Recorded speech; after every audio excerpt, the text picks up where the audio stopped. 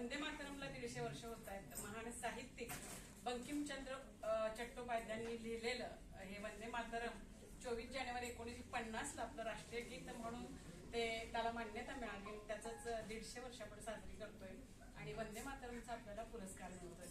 अर्थातच मैत्री संस्था आणि युवा सामाजिक प्रतिष्ठान नावातच भरपूर अर्थ भरलेला आहे आणि याच व्यासपीठावर आज मैत्री या विषयावर मी आपल्या समोर कविता सादर करते.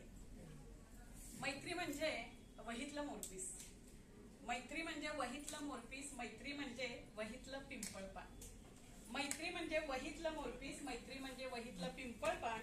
काल होतं आज आहे उद्याही राहणार, काल होतं आज आहे उद्याही राहणार आणि निरंतर आपल्याला आनंद देणार, निरंतर आपल्याला आनंद देणार. कारण मैत्री ना रक्ताची ना नात्याची, मैत्री ना रक्ताची ना नात्याची तरी पण सर्वात महत्वाची, ना रक्ताची ना नात्याची तरी पण सर्वात महत्वाची. अचानकच समोर येते, अचानकच समोर येते आणि आपुलकीची हाक देते, अचानक समोर येते आपुलकीची हाक देते. अनोळखी तरी आपलीशी वाटते, अनोळखी तरी आपलीशी वाटते आणि क्षणात आपलंसं करून घेते, अनोळखी तरी आपलीशी वाटते आणि क्षणात आपलीशी करून घेते आणि अलवारपणे हृदयी विराजमान होते, अलवारपणे हृदयी विराजमान होते आणि मनात कायमसाठी घर करते, मनात कायमसाठी घर करते. जिव्हाळ्याची थाप देते आणि प्रेमाची आण देते, जिव्हाळ्याची थाप देते, प्रेमाची आण देते. मैत्रीचं परिमाण देते, मैत्रीचं परिमाण देते आणि खऱ्या अर्थानं जगण्याचं भान देते, खऱ्या अर्थानं जगण्याचं भान देते.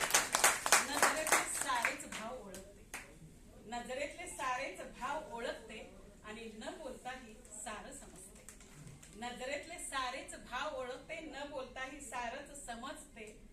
अश्रूमागचं कारण समजते, अश्रूमागचं कारण समजते आणि हसण्यामागचं मर्मही जाणते, हसण्यामागचं मर्मही जाणते.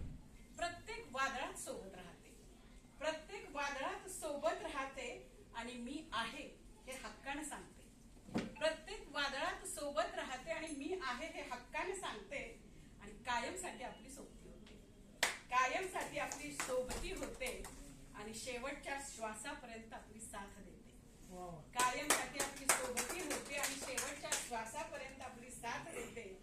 जीवनात नव्याने रंग भरते, जीवनात नव्याने रंग भरते आणि जीवन जगण्यास भाग पाडते, जीवनात नव्याने रंग भरते, जीवन जगण्यास भाग पाडते. आणि म्हणूनच मैत्री अखंड राहते आणि म्हणूनच मैत्री अभंग राहते, म्हणूनच मैत्री अखंड राहते आणि म्हणूनच मैत्री अभंग राहते, म्हणूनच मैत्री अभंग राहते.